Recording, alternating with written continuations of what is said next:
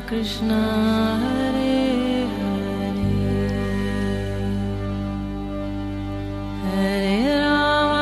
हरे राम राम राम हरे हरे। नमस्कार, रेडियो मानव रचना 107.8 पर मैं हूं सरिता आपके साथ और शुरू हो चुका है कार्यक्रम आत्मदर्शन, जिसमें हम बात करते हैं प्रभु श्री कृष्ण की, उनकी लीलाओं की। बहुत सारी पुस्तकों और ग्रंथों के बारे में बात करते हैं जिसमें श्री कृष्ण की लीलाओं का वर्णन मिलता है और बहुत कुछ जानते हैं। इस कार्यक्रम में हम भक्ति के बारे में, किस तरह से प्रभु भक्ति की जा सकती है, गुरु की महिमा क्या है, गुरु तत्व क्या है। और इस प्रोग्राम में हमेशा की तरह अपना ज्ञान हमारे साथ बांटने के लिए स्टूडियो में मौजूद है रागलिका दासी जी, चरण आशीष युगाचार्य श्रीमद भक्ति वेदांत नारायण गोस्वामी जी की शिष्या रागलिका दासी जी। आपका स्वागत है हमारे स्टूडियो में। हरे कृष्ण। श्रोताओं, जैसा कि आप सब जानते हैं कि पिछले कई एपिसोड से हम बात कर रहे थे भागवत पत्रिका की, जिसमें गुरुदेव हरि कथा के बारे में हमने जाना और बहुत सारी कथाएं प्रसंग हमने इसके अंतर्गत जानी। और आज जो हम बात करेंगे वो इसी के बारे में संक्षेप में करेंगे, जानेंगे हम रागलिका दासी जी से कि इस पूरी पत्रिका का जो सार है वो संक्षेप में आज वो हमें बताएं। और श्रोताओं, आप भी कोई प्रश्न पूछना चाहते हैं रागलिका दासी जी से तो हमें SMS कर सकते हैं 8010781078 पर। तो जुड़ रहे हैं हमारे साथ कार्यक्रम आत्मदर्शन में। और आज गुरुदेव हरि कथा में रागलिका दासी जी, सबसे पहले जो हमने बात की थी वो की थी मद भक्तों की। तो मद भक्त क्या होते हैं उसके बारे में आप संक्षेप में आज हमारे श्रोताओं को बताएं।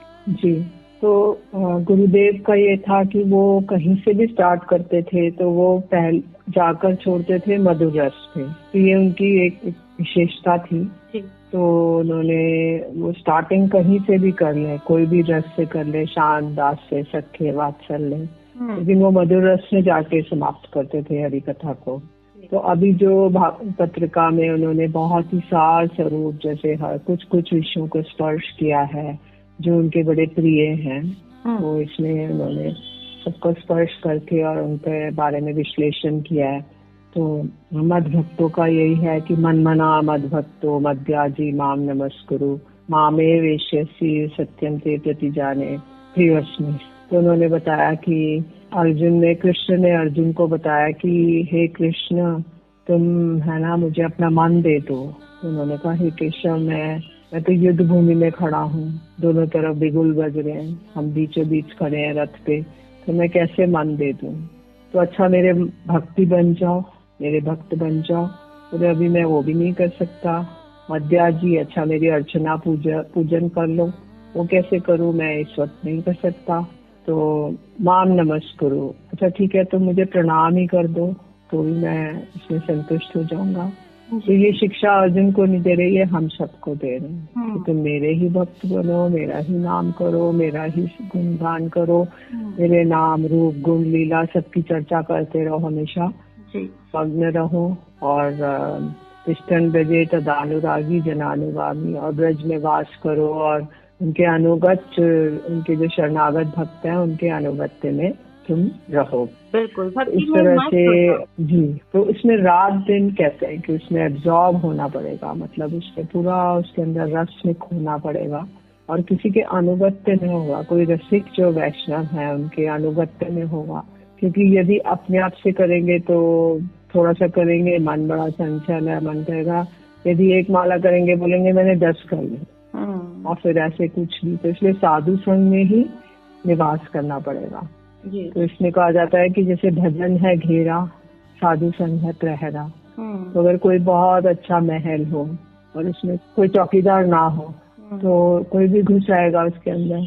तो ऐसे ही अगर भजन कर रहे हैं, लेकिन जो हमारा पहरेदार है वो है साधु। तो साधु ही हमारे भीतर माया देवी का प्रवेश नहीं होने देंगे। तो इसलिए गुरुदेव कहते थे कि गले में कंठी माला पहनो। तो घंटी माला गले से थोड़ा चिपका रहना चाहिए। यदि वो नीचे वाला होगा तो माया देवी प्रवेश कर जाएगी।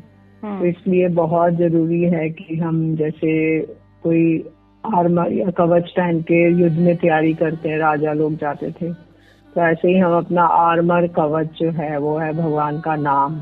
तो उसको पहनकर हम आगे संसार में निकले, जिससे माया देवी हमको उसको भेद ना सके। तो उसके बाद गुरुदेव चर्चा कर रहे हैं बसंत पंचमी की, और रासलीला की, क्योंकि एक शरदीय रासलीला है और एक बसंत पंचमी को रासलीला हुई थी। तो बसंत पंचमी को रासलीला हुई थी वो चंद्र सरोवर में, और इधर जो रासस्थली है गोवर्धन में, वहाँ पे सिर्फ राधा रानी और उनकी जो यूथ की सखियां हैं उनके साथ हुई थी। और जो वृंदावन में हुई थी रासलीला वो सारी सब तरह की सखियां थी, स्वपक्ष विपक्ष तटस्था सब तरह की सखियां थी। तो वो रासलीला बसंत पंचमी के दिन हुई थी, इसलिए वो बसंतीय रासलीला कहलाती है। तो उसके बारे में चर्चा करी विस्तार से गुरुदेव ने। फिर निशांत लीला के बारे में बात कर रहे हैं कि निशांत लीला का क्या अर्थ है। निशांत लीला का अर्थ केवल जो भगवान की अप्रकट लीलाएं हैं वो 8 याम की, 8 प्रहर की, दिन में जैसे 24 घंटे हैं तो 8 भाग में डिवाइडेड है, तो उसको 8 याम की लीला कहते हैं। तो निशांत का मतलब है कि हम अपने अनर्थग्रस्त अवस्था से निकलकर और हम भजन की ओर बढ़ें और कोई गुरु पद आश्रय करें, और ये सब इसीलिए इसको निशांत लीला कहा जाता है कि अंधकार से निकलकर हम सोए हुए थे, संसार में सोए हुए थे और हम भगवान की ओर मुड़े। फिर उसके बाद प्रहलाद जी की कथा बताई उन्होंने, तो प्रहलाद जी की सारा चरित्र सुनाया। तो गुरुदेव ने स्वयं प्रहलाद चरित्र 108 बार पढ़ा था, और उसके बाद उन्होंने इसकी कथाएं, उनकी शिक्षाएं और उनको सबको किया। कैसे प्रहलाद जी को हिरण्यकशिपु ने मारने की पूरी चेष्टा की, क्योंकि वो तो असुर थे, उनका सारा राज्य असुर था, उनकी बुआ जी असुरी थी, किंतु वो मारने की चेष्टा कर रहे हैं, किंतु भगवान का नाम उनकी सब तरह से रक्षा कर रहा है। फिर भजन क्या होता है इसके बारे में बताया। फिर हरि कथा सुखदेव गोस्वामी जी की बताई कि सुखदेव गोस्वामी जी राधा रानी के एक सुख है, तोता है, जो कि राधा रानी उनको अनार खिलाती थी, अनार के दाने, और उनको कहती थी बोलो कृष्ण कृष्ण, तो उन्हीं के स्वर में वो कृष्ण कृष्ण बोलता है। एक बार वो उड़ते उड़ते कृष्ण के नंदगांव जाता है और कृष्ण उसको पकड़ लेते हैं, और फिर वो बोलते हैं बोलो राधा राधा, तो उन्हीं के स्वर में राधा राधा बोलता है। तो यही सुखदेव जो थे, इनको राधा रानी यही छोड़ गई और इन्होंने ही श्रीमद् भागवतम परीक्षित महाराज को सुनाई। फिर नियंत्रण कैसे करना चाहिए ये बताया। फिर भागवतम का कैसे प्रकाश हुआ, जीव का क्या स्वरूप है। तो भागवतम का तो श्री व्यास देव जी ने प्रकाशित किया है, जिनको समाधि भाषा है ये। तो समाधि भाषा में सारा कुछ उन्होंने देखा। जैसे नारद जी ने आके उनको कहा कि आपने तो 4 वेद लिख दिए, 18 पुराण लिख दिए, सब कुछ आपने उपनिषद लिख दिए, आपने वेदांत सूत्र लिख दिया, आपको तो बड़ा प्रसन्न होना चाहिए।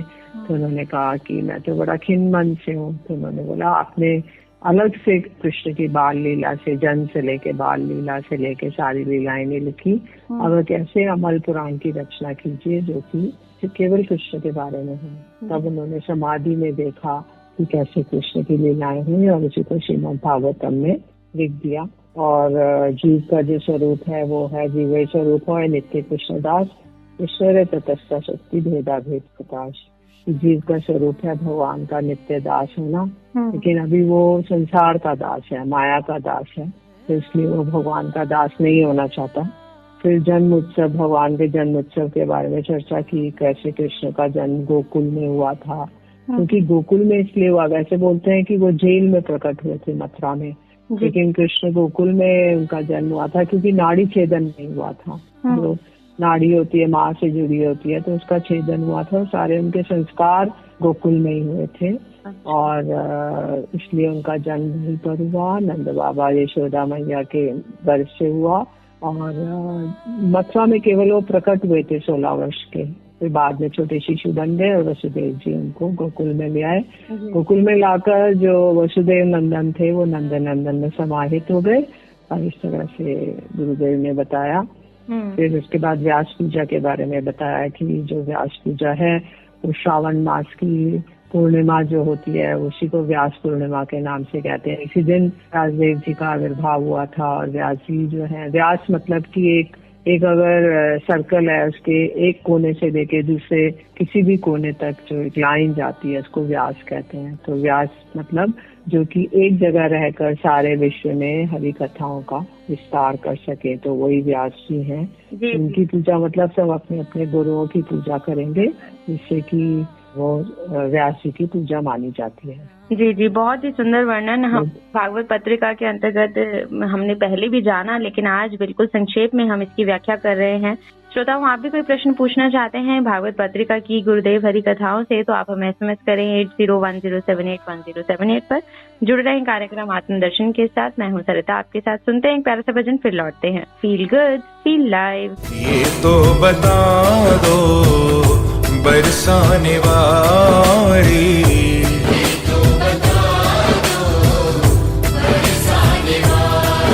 ओ मैं कैसे तुम्हारी लगन छोड़ दूंगा,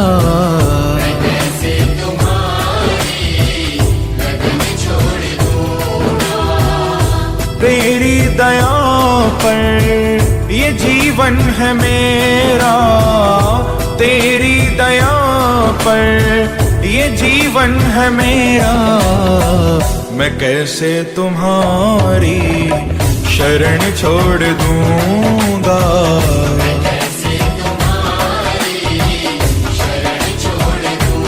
ओ मैं कैसे तुम्हारी शरण छोड़ दूंगा,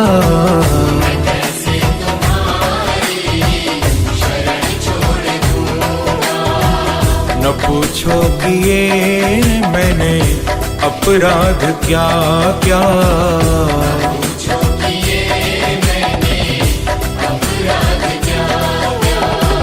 कहीं ये ज़मीन आसमां हिल न जाए,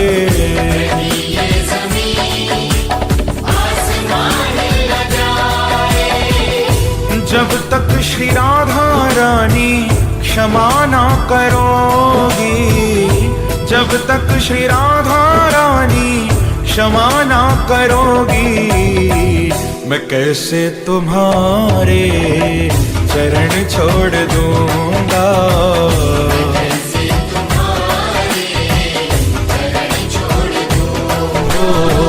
मैं कैसे तुम्हारे चरण छोड़ दूंगा,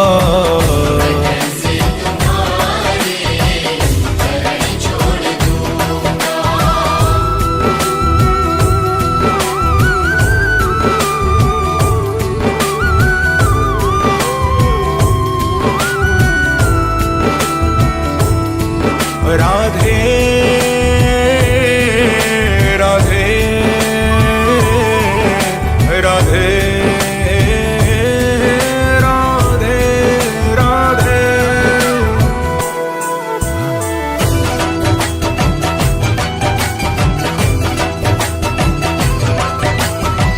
बहुत ठोकरें खा चुका जिंदगी में,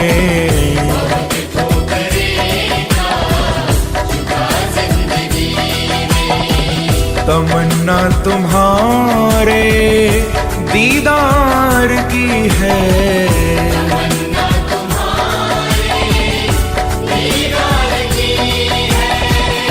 जब तक श्री राधा रानी दर्शन न दोगी, जब तक श्री राधा रानी दर्शन न दोगी, मैं कैसे तुम्हारा भजन छोड़ दूंगा,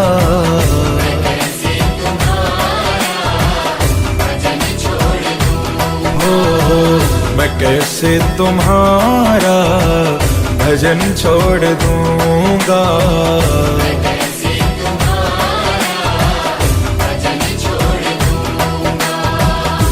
तारो न तारो मर्जी तुम्हारी,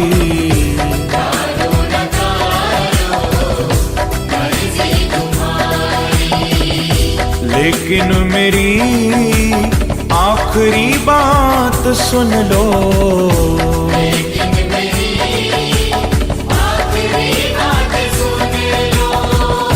मुझको श्री राधा रानी जो दर से हटाया, मुझको श्री राधा रानी जो दर से हटाया, तुम्हारे ही दर पे मैं दम तोड़ दूंगा,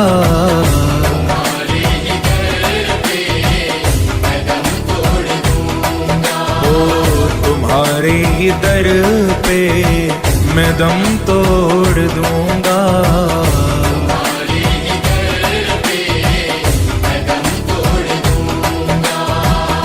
किशोरी कुछ ऐसा इंतजाम हो जाए, किशोरी कुछ ऐसा इंतजाम हो जाए। हो जुबां पे राधा राधा राधा नाम हो जाए, हो जुबां पे राधा राधा राधा नाम हो जाए। किशोरी कुछ ऐसा इंतजाम हो जाए। ओ किशोरी कुछ ऐसा इंतजाम हो जाए। श्री राधे श्री राधे राधे श्री राधे,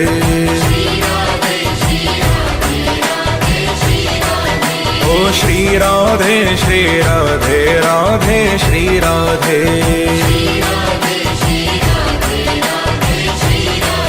ओ श्री राधे श्री राधे, ओ श्री राधे श्री राधे,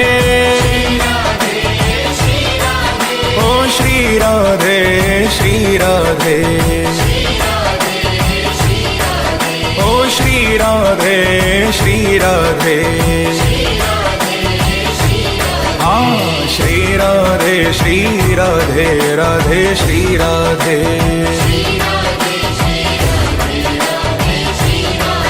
ओ श्री राधे श्री राधे राधे श्री राधे।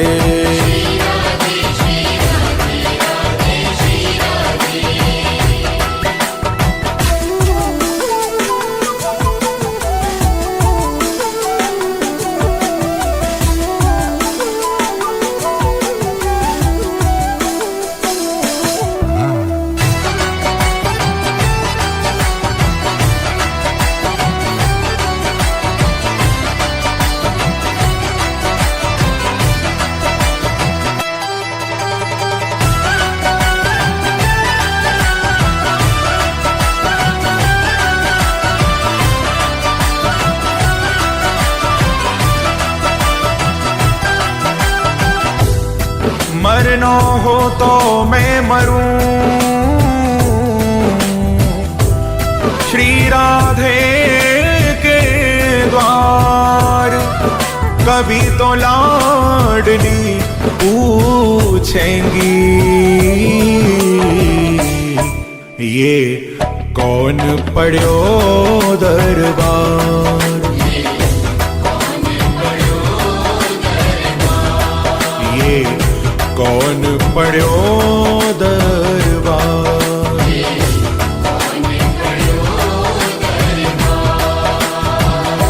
किशोरी कुछ ऐसा इंतजाम हो जाए, किशोरी कुछ ऐसा इंतजाम हो जाए। हो जुबां पे राधा राधा राधा नाम हो जाए, हो जुबां पे राधा राधा राधा नाम हो जाए। किशोरी कुछ ऐसा इंतजाम हो जाए। ओ किशोरी कुछ ऐसा इंतजाम हो जाए।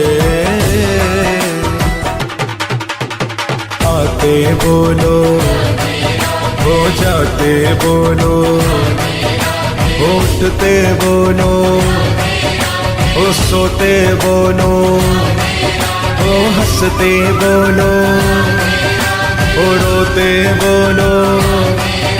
श्री राधे राधे श्री राधे राधे, ओ राधे राधे हमें शाम मिला दे।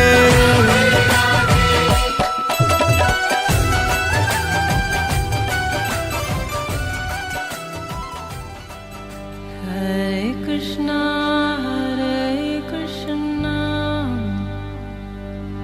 Krishna Krishna Hare Hare,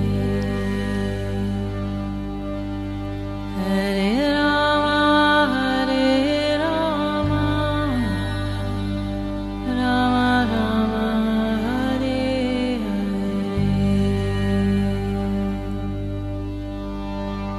स्वागत है आप सभी का एक बार फिर रेडियो मानव रचना 107.8 पर। मैं हूं सरिता आपके साथ और कार्यक्रम आत्मदर्शन में भागवत पत्रिका का वर्णन जो है चल रहा था। पिछले कई एपिसोड से इसके बारे में बता रहे थे आपको और आज जो है संक्षेप में इसके बारे में बात कर रहे हैं क्योंकि इसका समापन हम अपने पिछले एपिसोड में कर चुके हैं और बहुत कुछ आपको हमने बताया। तो रागले दासी जी आगे बढ़ते हैं। श्री कृष्ण जन्मोत्सव के बारे में हम चर्चा कर चुके हैं। उसके बाद श्री कृष्ण की बाल लीलाओं का बहुत ही सुंदर वर्णन किया है भागवत पत्रिका के अंतर्गत गुरुदेव। तो आप इसके बारे में थोड़ा सा बताएं, फिर हम राम कथा का भी वर्णन आप थोड़ा सा जानेंगे जी। तो कृष्ण का जब जन्म हुआ उसके बाद उनका नामकरण संस्कार हुआ तो गर्गाचार्य जी ने उनका गौशाला में नामकरण किया। तो कृष्ण घुटने घुटने चलते हैं, बलदाऊ जी और ये दोनों घुटने घुटने चलते हैं। दोनों का एक साथ नामकरण हुआ, एक साथ बाल लीलाएं हुई, एक साथ उन्होंने माखन चोरी किया। और तो एक दिन कृष्ण कहते हैं मैया को कि मैया देखो दाऊ ने मुझे बड़ा खिजाया। ये सब ग्वाल बाल से कहते हैं कि तुम तो यशोमती के नहीं हो, बेटा नहीं हो, लाला नहीं हो। यशोमती तो इतनी गोरी है और तुम तो इतने काले हो, तुमको तो किसी पेड़ के कुछ कोटर में से ले आई थी मैया। तो कहते हैं मैया मोए दाऊ बहुत खिजाए। तो फिर मैया बोलती हैं कि नहीं लाला, अपनी गोदी में लेती लाला तुम मेरे ही पुत्र हो। मैं गौ धन की सौगंध खा के कहती हूँ कि तुम ही मेरे लाला हो, तुम ही मेरे जाया हो। और तब फिर कृष्ण चुप होते हैं, नहीं तो रोने लगते हैं। कहते हैं नहीं मैं तुम्हारा पुत्र नहीं हूँ, मैं तो जंगल में चला जाऊंगा। तो इस तरह से मनोहारी बाल लीलाएं जो सबके मन को हरण कर लेती हैं। तो हमारे आपके बालक की जो कथाएं हैं वो मन को हरण नहीं करेंगी, केवल सुनेंगे भूल जाएंगे। लेकिन कृष्ण की लीलाएं अनादिकाल से चली आ रही हैं और इनको सुन के श्रवण करके और भी लोग आनंदित होते हैं। तो राम जी के बारे में बताया कि राम जी का चारों भैयाओं का जन्म हुआ एक ही दिन, रामनवमी के दिन। उसी दिन वो वहाँ गए थे, वनवास में गए थे, उसी दिन वन से लौटे थे और उसी दिन उनका राज्य अभिषेक हुआ था। रामनवमी एक बड़ी पवित्र तिथि है और सरयू नदी में उन्होंने के पास अयोध्या जी हैं जहाँ पर उन्होंने जन्म लिया और राजा के रूप में उन्होंने 11,000 वर्ष राज्य किया। किंतु एक धोबी के कहने पे उन्होंने सीता जी का परित्याग कर दिया। सीता जी जंगल में जाके रही। फिर उनके पुत्र हुए लवकुश जो कि रामायण का गान करते थे और वाल्मीकि जी ने उन्हें रामायण सिखाई थी। जी। फिर वैदिक ज्ञान के बारे में बता रहे हैं गुरुदेव। श्री रूप गोस्वामी जी का वैशिष्ट बता रहे हैं कि श्री रूप गोस्वामी कौन है। तो रूप गोस्वामी जी 6 गोस्वामी से जो है वो रूप गोस्वामी जी सर्वश्रेष्ठ हैं और सनातन गोस्वामी जी इनके बड़े भाई हैं। तो उनका जो उन्होंने जो भजन की पद्धति बताई और उन्होंने भक्ति रसामृत सिंधु और उज्जवली मणि 2 ग्रंथों को प्रकाशित किया और श्री चैतन्य महाप्रभु ने उनको विशेष कर आदेश दिया कि तुम रस ग्रंथों का प्रचार करो और श्री भक्ति के ग्रंथों का प्रचार करो, श्री विग्रह प्रकाशित करो और जो ब्रज मंडल के स्थान है उनको प्रकाशित करो और वैष्णव सदाचार के नियमों को प्रकाशित करो। फिर व्यास पूजा के बारे में हम पहले भी चर्चा कर चुके हैं। फिर गुरु तत्व के बारे में बताया कि गुरु कौन होते हैं। गुरु जो सदगुरु होते हैं वो इस धाम के लोग नहीं है, वो कोई और धाम से अवतरित होते हैं और इस धाम में आकर वो लोगों को भक्ति मार्ग में लगाने के लिए, उनको अपने साथ ले जाने के लिए प्रेरित करते हैं और उनको तरह तरह से उनकी श्रद्धा को वर्धन करते हैं ताकि वो लोग भगवत धाम जाने के लिए योग्यता प्राप्त कर सकें। यदि वो योग्यता प्राप्त नहीं करेंगे तो सदैव इसी जगत में कीचड़ में मल में पड़े रहेंगे और कभी भी शुद्ध होकर आगे भगवान के धाम नहीं जा सकते। इसलिए एक सदगुरु की अत्यंत आवश्यकता है जो हमारे हृदय रूपी गमले में एक बीज बो दे और जिसमें से एक भक्ति लता निकले और भगवान के धाम तक जा सके।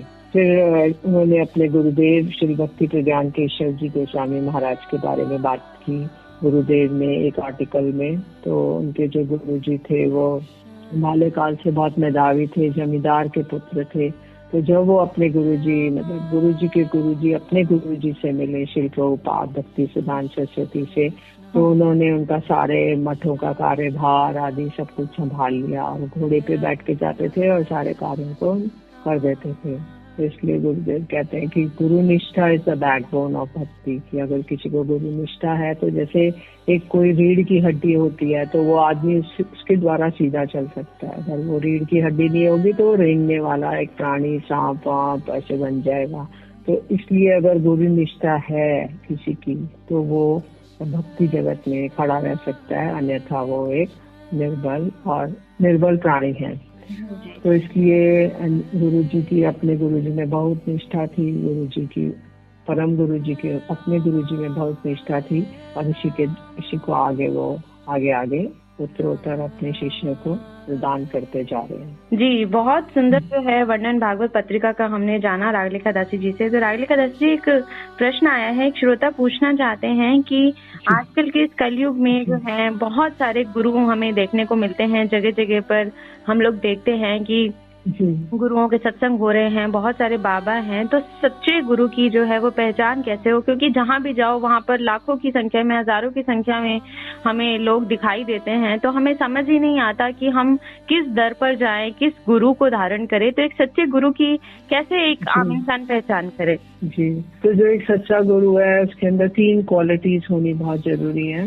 एक तो उसे कुछ भगवान की अनुभूति होगी, भगवान से कुछ रिलेशनशिप है तो कुछ अनुभूति होगी, जो कि मतलब विज्ञान जिसको कहा जा सकता है। ज्ञान नहीं, विज्ञान। ज्ञान तो उनको सब स्क्रिप्चर्स का, सारे शास्त्रों का ज्ञान होगा और साथ में उनको कुछ विज्ञान होगा, भगवान के साथ कुछ विशेष अनुभूति होगी। और फिर एक वो संसार जड़ीय जगत की जितनी वस्तुओं से विरक्त रहेंगे।